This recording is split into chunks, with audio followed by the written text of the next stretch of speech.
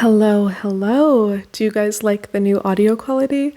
For those of you who are watching the video, you've probably already noticed the big mic on screen. I just want to take a moment to highlight this new mic. One of my friends, you guys actually know her if you've watched some of the previous episodes of this podcast.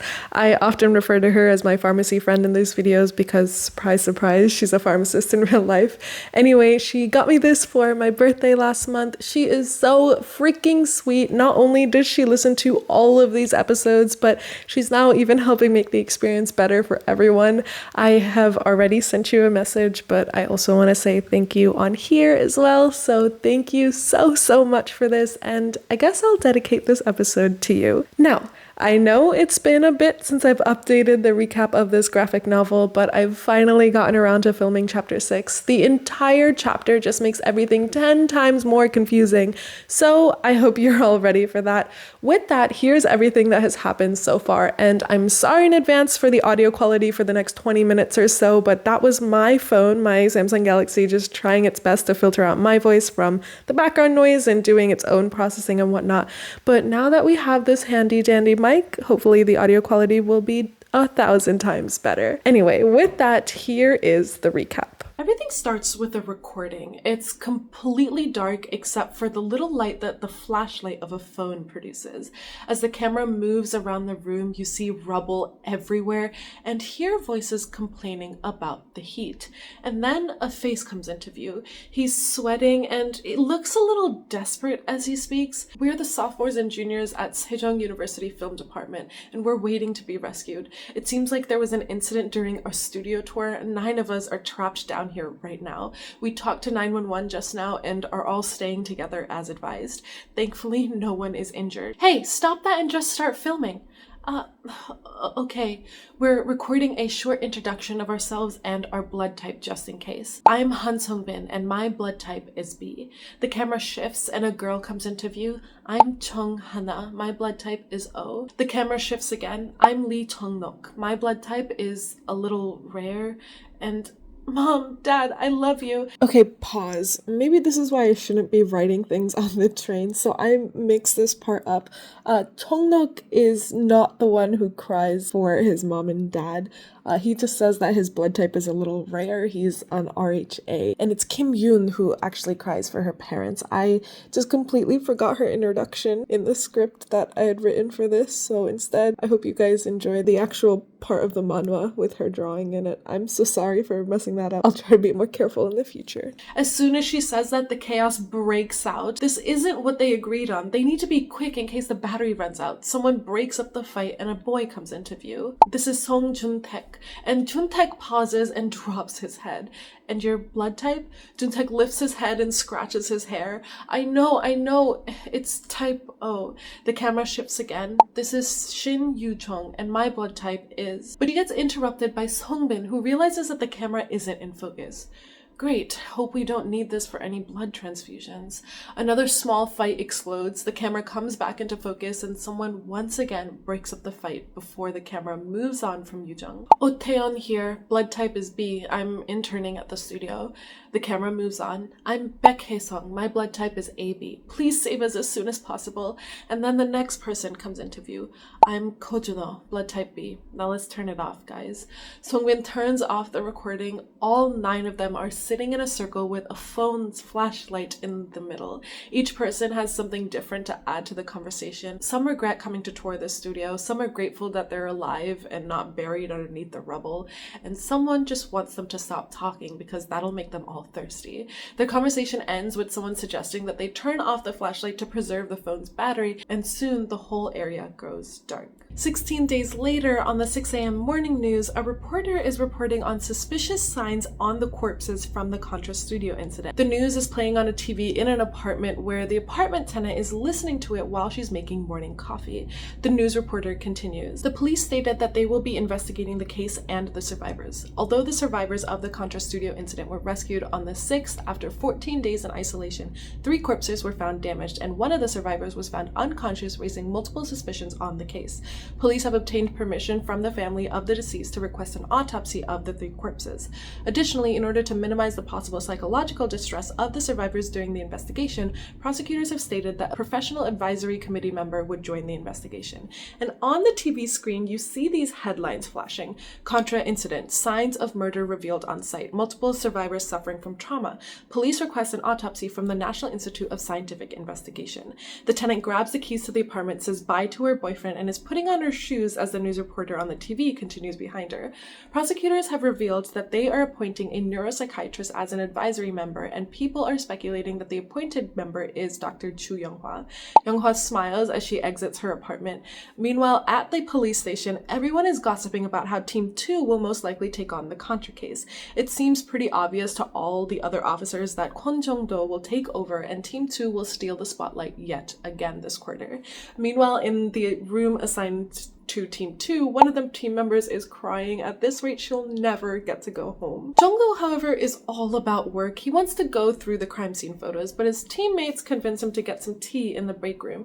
Taegun, one of the cops on Team 2, is scrolling through social media while waiting for his tea, and the comments are kind of all over the place. There are a couple threads talking about how the 6 of them didn't have enough food to eat or how they had to eat their own poop to survive. Another thread that says, and I quote, "Men and women in their 20s isolated together don't even have to question what must have happened. I wish I was there." Some people, I swear. Thankfully, there's a few folks calling this person disgusting and another person pointing out that there were 3 corpses in there, which, I don't know, I guess if you're like into necrophilia, that might not be as big of a turnoff as some people think it is. But the most interesting thread is about Younghwa. The commenter doesn't understand why everybody's making such a big deal about psychiatrist Chu Younghwa. The replies to the comments talk about the Songni case. That case shook the entire country, and it's how Younghwa got famous. Taegun puts his phone down and starts asking about Younghwa. That Dr. Ju, apparently she's 43. Is that true? I saw a picture of her and I honestly thought that she was my age. Well, what were you gonna do if she was your age? No, I mean that she's pretty gorgeous, so I was just surprised. She's in her early 40s because she was in college during that incident. Dr. Ju, I still remember seeing her on the TV as a kid. There were no privacy laws back then, so all the faces and names and pictures of the survivors were broadcasted to the public, which not only made her a well-known face during the investigation of that incident, but also after that. Daegun starts sweating while he tries to explain himself. Lieutenant, I think I misspoke, but Chongdo is serious. If it becomes clear that there was a murder, then this is a locked room murder case, so hold yourself back even if the doctor is gorgeous. Lieutenant, I mean, Dr. Ju isn't just a doctor. She's a survivor from the incident, so watch what you say in front of her. Don't make any mistakes that could get us in trouble with the prosecutors. Daegun apologizes, but he's cut off from saying anything more than "I'm sorry" by a voice behind them. What mistake? Saying that I look your age or being pretty gorgeous? Or perhaps it's the fact that you're a little bothered that I'm a committee member appointed by the prosecutors. I don't really care, to be honest, but I'd be happy if my coworkers were comfortable working with me. Oh, also, I'm 43. Does that answer your question? She then walks up to Jongdo, who is frozen, and extends her hand. Lieutenant Kwon Jongdo, I'm Chu Younghwa, Director of Neuropsychiatry at the National Chungwoo Health Research Center. I was wondering what you thought about the order of the survivor statements. And with that interruption, the team gets to work. They stick up all the photos they've gotten from the crime scene, and because I can, I'm going to describe some of them to you. Quite a few of them are blood splatters on the rubble in the area where the 9 of them were located. There are 2 photos of articles of clothing. One of them is like a really colorful, I want to say scarf, and then the other photo is one of a bloody pink shirt. In addition to that, there's another picture of a moldy bread and a photo of a woman's shoe that also has some blood on it. Younghwa is studying the photos while Chongdo is studying her, thinking back to the comment she made earlier, calling him out on the fact that he's bothered by the fact that she was appointed by the prosecutors. After a few moments, Chongdo answers Younghwa's questions about the order of the survivor statements. The order of the statements doesn't really matter. The survivors cannot communicate with each other in order to get their story straight, and there wouldn't be any difference even if they agreed on a story before the rescue. So I'm planning on getting statements from whoever whoever recovers first. Younghwa turns to him. Then it must be easy to get the first statement from the survivor who's suffering the most, right? Among the survivors who can talk now, we need the one who's struggling the most in this situation, mentally taking it the hardest and the most sensitive. It'd be even better if that survivor is severely injured. And as she's saying this, she has like this small smile on her face, and the look in her eyes for some reason is very unsettling. Before Younghwa can continue, she gets interrupted by the female detective on the team. Sorry to cut you off, but was that a professional comment as a neuropsychiatrist? No, not really, but it is in fact the easiest to get the most honest response from the severely injured and unstable survivor. We're getting statements from everyone anyways, right? We all know that they probably had some internal conflicts and ended up killing one another. You better get the alibis as soon as possible. Remember that investigation team that missed the opportunity and messed everything up? Getting all 9 of their alibis will be the foundation of the investigations, Lieutenant. Get the statement from the one who's suffering the most. Meanwhile, in the hospital, on the other side of a door that says isolation, keep quiet, patient Shin Yu-jung. Yu-jung is underneath his hospital bed, shaking in fear. Every little noise coming from the hallway causes him to whimper. His eyes dart around, and then they dart to a pair of bare legs that appear next to his bed before an upside-down face comes into view, and Yu-jung screams, Don't kill me! I won't tell anyone!" The next chapter starts by sending us back to July 24th. Chongnok is filming himself just outside the Contra studio. It's 1 a.m. in the morning, and he is convinced that the Songcheong University's film club's fate depends on this studio tour, and because of that, he will be recording the entire tour of the Contra studio. The Contra studio is a brand new building that's still leasing out most of its units, and the second floor basement of this building is home to the editorial room. Chongnok hurries down the dark basement because he's already late, but his mouth doesn't stop moving. It's really dark right now because it's 1 a.m. Apparently they're pulling an all-nighter for the edits. There's no security either. Maybe they're asleep. Anyway, I'm going to hurry because I'm a bit late. Oh, look at that. I found Taeyeon. Taeyeon is banging her fingers against her phone, clearly frustrated because her phone isn't working again. And when she hears Chongnok behind her, she starts filming his face while yelling at him for being late. The two have a cute argument, and it seems like the two of them are pretty close. Eventually, Taeyeon stops filming Chongnok and starts laying down some ground rules. Just leave your phone and your backpack over there and come inside. We can't have any outside devices in here, and recording is prohibited. Chongnok completely disregards Taeyeon and just shoves his phone into his backpack and brings the whole thing inside. Back in present day, the police have gotten their hands on the floor plan of the area that the group was stuck in. So there's group A, which is shaped almost like a square, except a little bit of the top section has like a triangle cut out of it. This is where the survivors were stationed for the most part. The rescue team's passageway was made to the right of Area A, and the top right corner of Area A has a little passage that leads into Area B. Area B is a small trapezoidal shaped space that was split into 3 main sections. The smallest section was the water area, which is located to the very left of the trapezoid. The students had found water dripping from the ceiling in this area, so they gathered a tumbler and started collecting it. Forensics say that this is probably the only reason they managed to survive for as long as they did. Then next to the water area, a bit further away, is a larger bathroom area, and on top of the bathroom area, as far away from the survivors as possible, is where the 3 corpses were found. Younghwa taps her fingers on the floor plan. Well, unless the dead ones all decided to die in the exact same spot, it seems like the bodies were moved to the corner after death. Is that correct? Youngchae, the female detective, responds, "Yes, it's been confirmed at the crime scene that it seems like they were moved. We'll be more certain once the forensics reports come out." While Youngchae is speaking, Chongdo's phone, however, beeps. It's a text from his team leader, and he's found the weak link that Younghwa asked for. The person suffering the most from this incident is Shin Yu-jung. He's a small guy who seems to have anxiety issues, but when the police go to see him, he refused to see them. And because he refused personally to see them, Chongdo and his team can't see him anymore without a warrant. They don't have the full autopsy report, so they can't even force an interview. So they give up on Yu-chung and instead direct their attention to Chung-nok. He's on the same floor as Yu-jung, but there was something peculiar about him. When they had rescued everyone, he told the cops to find the one who didn't finish the bread. Chung-nok is sitting in a VIP room all bruised and battered with broken arms. His mom is standing guard outside of his room, going off on the police who, according to her, have just stormed in abruptly and are interrogating her son. Young-chae is trying her best to reassure the mother that they're only here for a testimony, but the mom won't let them anywhere near her son until a lawyer is present. While Young-chae is dealing with the mom, Young-hwa's gaze is captured by something else. She taps Jung-do's shoulder and points it out to him and then whispers into his ear. He's interested in the conversation. Lure him out. He's not some wild animal, but nonetheless, he interrupts Young-chae. We're not trying to harm your son, ma'am. We heard that he gave an early testimony when he was being rescued.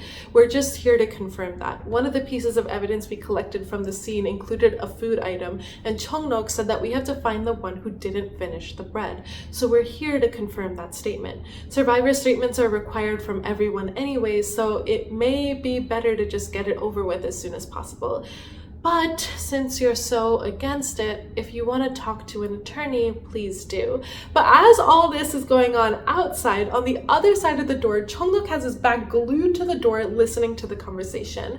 That is what Young-hwa saw earlier. She saw his sleeve poking out from the window. As Chung-do indicates that they're going to leave, Chung-nok leaps into action. He slides the door open and without thinking he starts talking. Is that bastard up yet? He should have died there, that son of a bitch. His mom yells at him to mind his tongue, but Chung-do stops her. The bastard in question is Song Jun-taek, the survivor who's in a coma at the moment. With that cat out of the bag, the police sit down with Chung-nok and start collecting his statement. This is an informal statement of a witness. Please acknowledge that everything is recorded from now on. Don't worry about the order and just say what you want to say. We might ask you some questions during the statement. Chung-nok, however, is distracted by the floor plan that they've given him. Is this really the place that we were trapped in? Is this the correct version? Yes, it's the exact floor plan. That's so weird. It was this big? Anyway, normally we're not allowed to bring any personal items into the editorial room, but I bought my phone and my backpack in. I bought some pastries and bread in case we'd get hungry late at night, which ultimately saved us. To avoid any kinds of disputes about the different kinds of bread, I just bought 2 kinds. We divided that among people, but I saw it when I was being rescued. He saw a piece of the bread he'd shared just laying there on the ground half eaten, and his immediate thought was, what kind of moron would throw their food away? They were trapped down there for 2 weeks, and in a situation like that, food is a precious commodity. And it's not like he could assume that person was saving it because it was the middle of the summer, and it's common knowledge that pastry bread lasts like 2 days before going bad in the summer. It was just so strange to Chung-nok that someone would starve themselves on purpose. But while Chung-nok is going on about how strange the leftover bread is, Young-hwa is psychoanalyzing the man. He's stuck in his own head, thinking that the one who didn't finish the bread is suspicious. It's typical behavior of a victim after a traumatic incident. Meanwhile, Young-chae switches the conversation in a different direction. Chung-nok, may I hear anything you remember about the deceased ones? It can be anything at all. Chung-nok's eyes go wide, and to me, he looks a little traumatized as he remembers what happened to Yoon. So when they were trapped, Yoon wanted to stick to Chung-nok's side. She refused to go anywhere unless she's going with him. The main thing that would cause any of them to move is to get water. Remember that they set up camp in Area A, but water is being sourced from Area B. So whenever Yoon needs water, she wants Chung-nok to go with her. And while Yoon is telling him this, he can't help but think, that's not a good idea. There's no guarantee that we'd both be thirsty at the same time, and this is the reason they didn't set a specific water partner. It's too inefficient. But at the same time, Yoon doesn't have anyone that she's close to. At the end of the day, that last thought wins out. He wraps his arms around Yoon and pulls her into a playful back hug. Of course, who else would I go with? Don't abandon me later on to go get water with someone else. He pulls Yoon a little closer. Even if the rescue team is a little late, they'll still come earlier than you think. We even have water now, so we can go on forever. Jeez, Chung-nok, you're not even a little bit scared? I'm scared to death, Yoon, but if I talk about it, I'd only feel worse, so... But he never gets to finish that thought, because from the other side of the circle, Chuntaek yells at them to shut up. Your whispers are annoying as hell, so just shut up.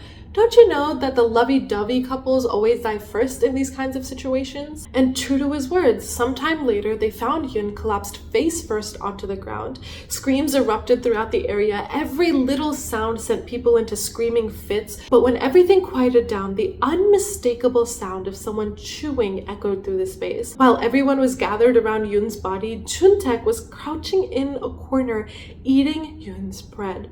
I'm really sorry about Yoon, but she can't eat anymore, so this is the right thing to do. And every time Chungnok remembers Chuntaek's face as he said that, he has the overwhelming urge to kill him, because then at least 2 more people would have survived. He grabs his head as he starts rambling. I was running out of coffee that I bought in my tumbler, so I thought it was over for all of us, but we found dripping water from the ceiling, so I suggested that we go as partners, like 2 people at a time. But then, fuck, my girlfriend went to get water while I was asleep and she came back dead, and Chuntaek was holding the bread she didn't finish.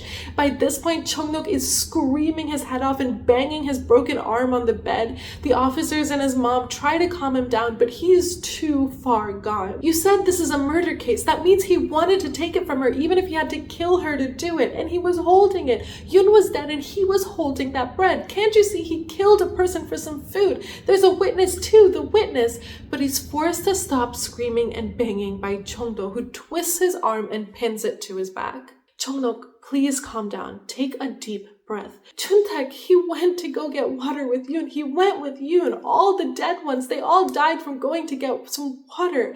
We didn't even know how they died. Didn't even think about the possibility of murder. But if it is murder, it's definitely Chuntaek. I told you there's a witness and Yoon died, so it has to be Chuntaek.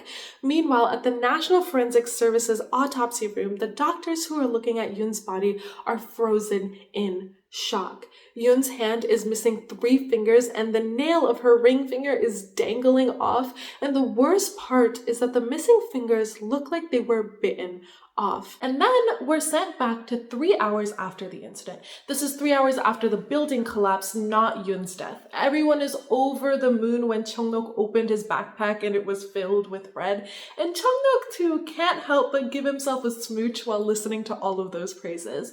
But as Yujung looks at the bread, he can't help but say, that coffee is the only thing we got to drink? Yeah, I thought there would be drinks in the studio, so I didn't really bring any. Oh, sorry, I didn't mean to blame you or anything. I was just concerned. Chungnok brushes it off. He knew that Yujung didn't mean any harm, but nearby, Chuntaek's face is set in a scowl. He's thinking about how moronic everyone is being. How are these morons so optimistic right now? What's so optimistic about this? We don't even know when we'll be rescued, and we have, like, no food. And then an idea hits him. Excuse me, ladies, would any of you be willing to eat less? To be honest, the guys are way bigger than you and we need more calories, especially the ones who are always on a diet. Your stomach probably shrunk anyway. I'm just saying that we should think about fair distribution. If there are any volunteers to give some food to the guys, I would accept it gratefully. All of the women just stare at him in disbelief. Chuntaek continues to look at them expectantly, but when no one offers up their bread like an offering to him, he goes, nobody? I see. Well, I thought that this was a fair way. It's just disappointing to see how selfish you are in this time of need. His sad pity party is broken by Chuno. I see what you're trying to say, and I partially agree with you, but not in this situation. You only say that to the girls now, but later you're going to take food away from people who are smaller than you. Chungnuk tries to add his 2 cents, but Taeyeon throws her bread at him to shut him up, and then she tries to reassure everyone that they called the authorities already and they promised to come for them. On top of that, Chungnuk's bag has a portable charger so they can keep contacting them for at least a couple more days. Hannah speaks up too. The thing we should avoid the most, but is most likely to happen, is us wasting our food and energy on something meaningless. I know we could have filmed so much if we didn't get into this argument. We agreed to record it before the phone dies. You know, all 9 of our introductions and blood types.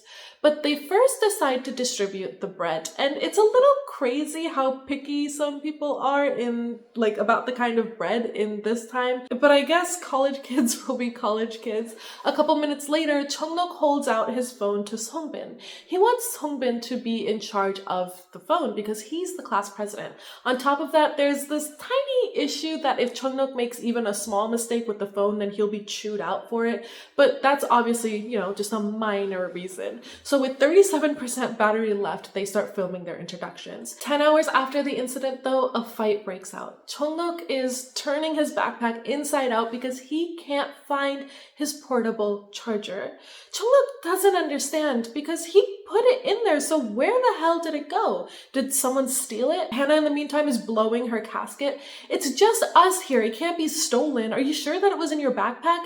Yoon doesn't like the tone that Hannah is using with her boyfriend, so she fights back. What's gotten into you, Hannah? We all saw it in his backpack. Oh? Did I ask you? I thought I was asking Chungnok. But before she can finish that thought, Haesung wraps her in a hug. The poor girl has tears rolling down her face as she tries to calm Hannah down. Everyone's on edge right now. We're only going to get thirsty from this. You guys are not the only ones having a hard time right now. Please. Did you all forget what they said on the phone? They said it was gonna take a while to reach us. And they're sorry about that. We don't even have anything to drink right now. We could all die here. Please, let's not fight in a situation like this. But Yoon doesn't care about Haesung's obvious message. She's pissed that they're all ganging up on Chungnok for the portable charger that's missing when everyone knows that it went missing after they turned the light off. No one could see, so how did they know that it wasn't stolen? Songbin tries to calm the girls down. I mean, it might be a bit uncomfortable with the lights turned off, but it's not like they can get out of here using that phone. 911 can't track their location with the phone. It's not that accurate. So why argue about the phone when everyone is about to pass out from heat, hunger, and thirst? As usual, Chuntaek doesn't agree. The authorities had told them that they'd get here soon. Now they're changing their minds and saying a day. To him, Songbin sounds like a moron for thinking that they don't need the phone. After yelling at Songbin, he turns to Chungnok. You better fucking fix this. You made a big deal about the portable charger thing, or else I'll fuck you up. You know, I love how in all of these situations, there always has to be a character like Chuntaek in these scenarios. I don't want to be too tough on him because I don't know what kind of person I would become in this sort of situation. I would hope, pray to God that I would not be like this, but I hope that we'll never find out about that. Anyway, while Chungnok and Juntaek are going at each other's throats, Yoon decides to be a woman of action. Even though she was yelling her head off like 2 seconds ago, she turns on the flashlight to the phone and starts walking closer to this little passageway, the passageway that connects area A to area B. Chungnok tries to tell her that he never went over there with his charger, but he trails off when he realizes that his girlfriend isn't listening. Haesung and Hannah start teasing Chungnok about dating even in this situation, but Yoon's scream interrupts them. Guys, hurry up and come here. I found water. There's dripping water from the ceiling. Back at the police station, Chungdo is listening to the recording of Chungnok's breakdown in the hospital when Youngchae checks into work. Chungdo turns to her. Did you see Chungnok's injuries yesterday? Well, it was all over him. How could I miss it? Why? You think there was a fight? I think so, and not just a fight, an emotionally charged, physically intense one.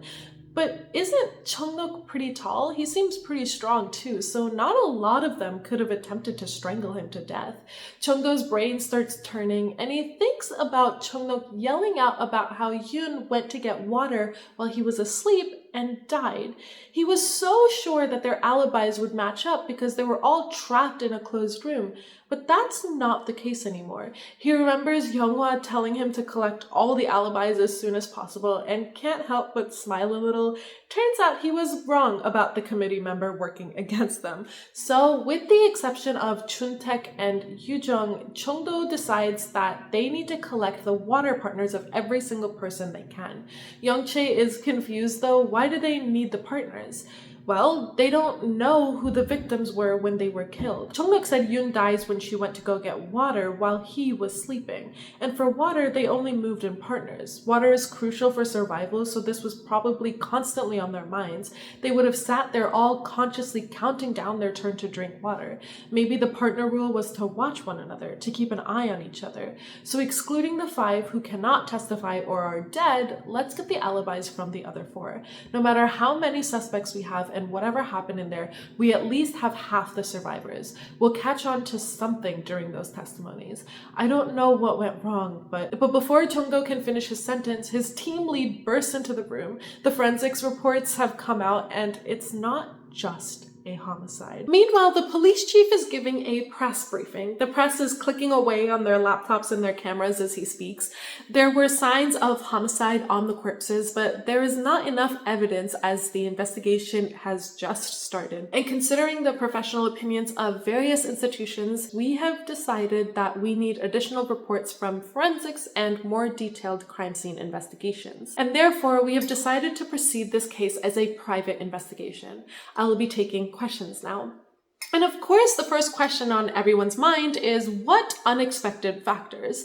The chief maintains that it was a comment from one of their cooperating agencies. I don't really know what that means, but they are investigating it. Kim Jong-min, a reporter from JTBD, raises his hand. It's only been a week since the police reported that there is a possibility of homicide, so please share the cause of death for the victims that have passed away. But the chief is tight-lipped because this is a private investigation, and the endless questions start being shouted out. Please tell us why this is a homicide. What is the reason for closing the investigation? Please reveal the detailed forensics results. Back with Team 2, they have set up a camera and are now getting the first round of statements from the survivors. First is Hongbin. I'm not really sure about the drama or the beef. It was a weird group. None of us would have hung out with each other normally. Not all 9 of us, at least. Some of them weren't even from our film club. Chuno and Yujung are not from the club. Some of them seemed a little uncomfortable in detail. I don't really remember. I think Chongnok would know better. I wasn't really close to any of them. I am the class president, but it's not really by popular vote. Everyone thought it was a hassle, so I just took it. But is there a possibility that we'd get arrested? My mom's really sick. She's been struggling for a long time, and my parents have divorced for a while, so there's really nobody else who can take care of her. She needs me. The first one to be found dead was Yoon, and Chongnok found her. Yeah, it seemed like they were dating, but I don't really know much about it. By the way, detective, we couldn't see anything in there. What if Yoon just fell and hit somewhere critical? Or passed out from starving? Because that's what we were thinking. Yeah, I just can't believe this whole thing. I don't think any of us could do anything like that. Next is Hannah.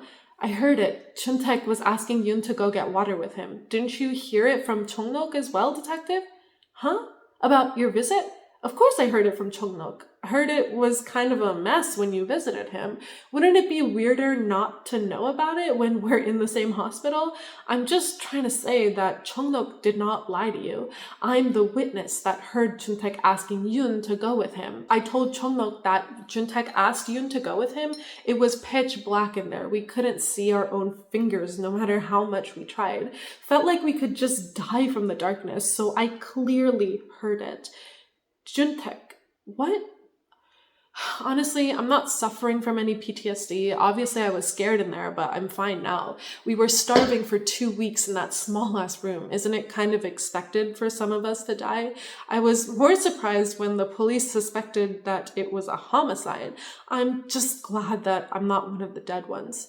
By the way, I heard that you can refuse the testimony thing. Am I right? Yeah, I just don't feel like talking today. And she literally gets up and leaves. Back to Songbin's statement. What was inside Chongnok's backpack? Some breads, 9 types of bread and pastries, and a tumbler of coffee, portable battery, a note, and a pen, maybe? Yeah, and a box cutter knife. Oh, the box cutter knife is missing? I have no clue. And the statement pauses. Younghwa, Chongdo, and Youngchae are holed up in a room. Younghwa is sitting in front of the monitor, while Chongdo and Youngchae hover on either side of her. Younghwa taps her pen against the desk. What would one pay the most attention to if they're lying? Chongdo and Youngchae freeze for a little bit before slowly letting out a looking natural? Yeah, I think so too. Whether they're good or bad at lying, everyone tries to act natural when they want to hide something. It's in our nature. Being natural means acting normal, right? So when they're lying, they have this pressure to seem normal, but that actually freezes you up. That's why we can tell that something's off when people lie. It must be especially hard to act normal under these types of circumstances of witness testimonies, and this one is very interesting. She points her pen at the screen with Songbin on it. This guy, when he's talking about objective fact, like the environment he was in or the things he experienced, his face tilts to the right. However, she goes back in the video and hits play again. Look, he flinches. His pupils flinch and he looks to the right. Youngchae lets out a wow and leans closer. Does this mean he's lying? And honestly, in my small, humble opinion, I feel like that little look to the right won't and shouldn't hold up like anywhere to prove anything, and thankfully Younghwa feels the same exact way. It's peculiar for sure, but it's not enough. The thing that catches her attention even more than his pupils is the fact that Songbin's words don't match. At the beginning of the statement, he clearly told them he wasn't really close with any of them. The whole time he pushes this narrative that he barely knows these people. But then he goes, none of us would ever do that? How does he know that if he doesn't know any of them well to begin with? It's a small contradiction, but who knows? It may lead to more insights. Chongdo thanks her and Youngchae starts telling her how glad she is that they showed Younghwa the footage. Younghwa starts packing up her stuff. Well, I'm sure you see it by now, but I'm really good at these kinds of quick analysis, so let me know if you ever need my help again. Even if that means we have to call you all the time. Of course, at the end of the day, you're the ones interrogating and questioning. You're doing the hard work, so I'd love to help. Youngchae has stars in her eyes as she leads Younghwa out, and then we get sent back to the time where Chongdo's team chief bursts into the room with their autopsy reports. The conclusion that forensics came to is that all three corpses have different causes of death, but all three have evidence of physical mutilation and amputation after death. So we've seen Songbin's and Hannah's witness testimonies. Next, we get Chongnok's official statement. He starts by awkwardly apologizing about his behavior the other day. It was shortly after I got out of there and I had been starving for weeks. I was too frustrated and angry to talk, but still, it was ridiculous that you twisted my arm. My mom was about to sue you, but I didn't want any disadvantages on the investigation. Huh? Drama or beef among the victims? I did date Yoon. She was a bit fussy at times, but we didn't really have any issues. Well, if we're gonna talk about drama, wouldn't Chuntaek be the center of it all? Chuntaek used to pester Haesung and she was really annoyed about it. You could ask other people about it too. And I don't know when, but there was a night where Haesung woke up petrified because apparently someone touched her. There was a whole big deal about it. All the upperclassmen in our major, they're kind of loud and feisty. Since the older ones were all yelling at each other, the rest of us just kind of stayed quiet. That was right before both my phone and portable battery died, so we couldn't see anything. But we made sure that nobody was touching one another. And back at the station, Chongdo is shocked to see conclusion B. The report points out that on the severed point of mutilation on the victims' bodies, teeth marks suspected to be humans were identified. We go back to the witness testimonies, but this time Taeyeon is on screen. The food? Chunguk gave out some bread and pastries he had. 4 of them were cinnamon and 5 of them were corn flavored. I don't know who took what flavor though. Some people exchange their flavors depending on their preferences. The atmosphere wasn't bad. At that point, we had no clue we'd be in there for 14 days. I picked the cinnamon one because I liked it, and Chuno picked the corn one. Yeah, I do remember Juno's flavor. Meanwhile, Yonghwa is in bed looking at the text Yongche sent her. It's a copy of the autopsy reports, and Yonghwa stares wide-eyed at conclusion C. Some of the intestinal organs could not be identified from the victims' bodies. It is presumed to have been lost in the process of damage or mutilation, and it is difficult to conclude that this was done by a single person. Back to Taeyeon's statement, we could only think that these were accidental. We couldn't hear anything. If this is even a homicide, even if the girls were killed by somebody, what about Juno? He's like 6 feet tall. Who would be able to take him on? Even if they did, it doesn't make sense that he didn't even get the chance to scream. We can't believe this either. Yeah, we did see something weird about Yoon's neck, but we just thought that that happened because she fell weird, and after Yoon, we didn't really get to see anything. We had no lights, flash, or phone to use. Who killed whom? I don't understand. Are you done? I told you everything. The first witnesses, context, beef, drama, when and where the bodies were found, possessions. I've told you about everything. Can we please stop now?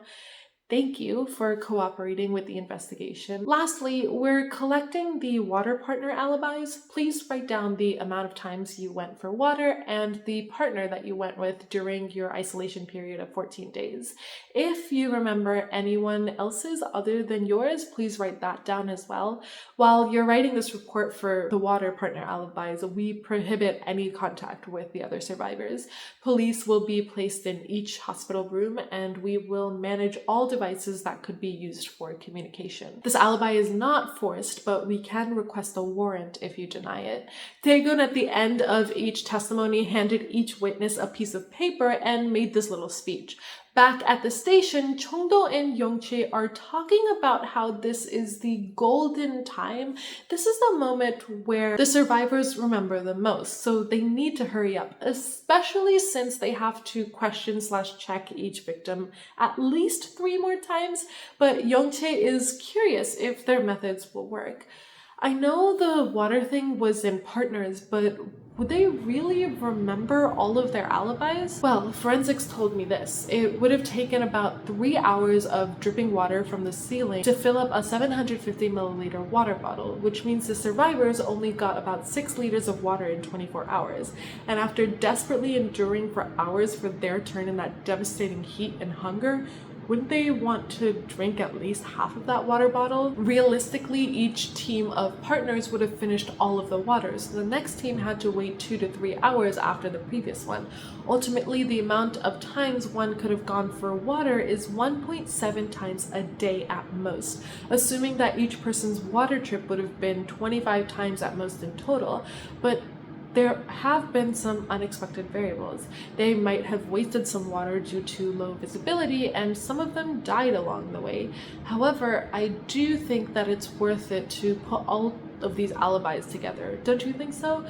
Yongche isn't so sure about this, whether it's worth it or even if they can finish it on time, but Chongdo promises that it'll only take them a week. And these are my own thoughts, but Chongdo looks like he's kind of enjoying himself a little bit. He has a smile on his face as he erases the whiteboard that he was using. It's almost like the complexity of this case is exciting to him. They sit down to go through the documents when Yongche speaks up again. By the way, I don't know. I think I made a mistake by taking this case. It's giving me a really weird feeling. We didn't really have a choice though. Is it because of the teeth marks? Well, I guess it just throws me off to hear that there are human teeth marks on the bodies. What did they do in those 2 weeks? I mean, unless the witnesses are hiding something from us, and that's exactly what Chongdo wants to find out. They start pinning up the victim profiles as we hear what the news is reporting on. As the Contra Studio incident has turned into a closed investigation, some have criticized it for being a passive method of investigation. The bereaved family, however, state that they respect the decision of the police and the prosecutors. Next up, in the neighborhood of Yeongnam, there has been a systematic activity of murder targeting older people. As Chongdo is putting up Chuno's photo, his brain is running at least 100 miles per hour, the ultimate cause of death should not be revealed yet. It would only give away what we have to the suspects. All 3 victims died in there, so the suspect has to be one of the 6 that survived. And then we're shown the last and final conclusion from the autopsy.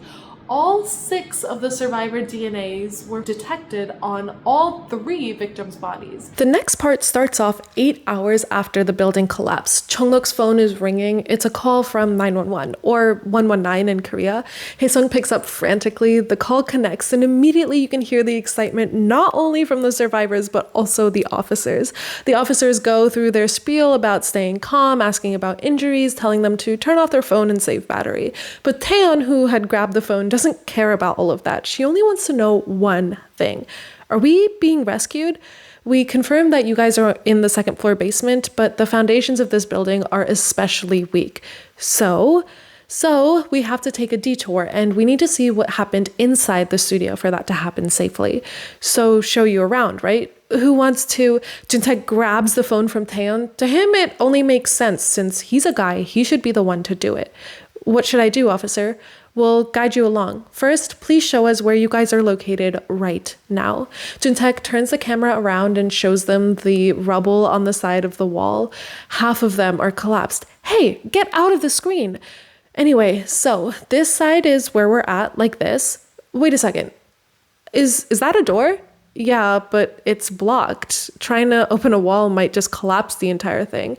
Please don't attempt to open it or touch it. There are additional dangers of collapsing. Juntaek continues on his tour. There, the editorial room in the middle is mostly gone, and over there is a passageway for a person or 2. Through the path is a hole for a bathroom usage. Wouldn't there be any danger of falling? Could you show us inside of that hole, please? Juntaek points the camera at the hole, and the officers breathe a little easier. Thankfully, it's not that deep. Is the radiating pipe collapsed? Do you guys hear any humming sounds nearby? Wait, how did you know? Sometimes the vibrating sounds give me a headache. Can you show us the ceiling, please? Juntaek does, and the officer is shocked. Geez, we need a floor plan. Request one from the construction company. Anyway, let's hang up now, and we'll contact you again. What? Why? Is everything okay? Please save as much battery as you can and don't sweat too much. We'll be there as soon as possible.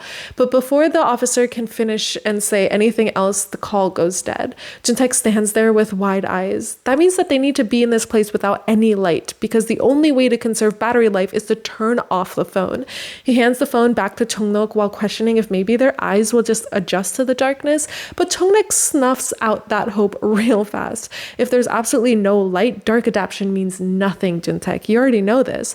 Taeyeon backs him up. Chung-Nok is right. Let's give up on the idea of adapting to darkness. How could any light enter a second floor basement? At the same time, Hannah is consoling a crying Hae-sung.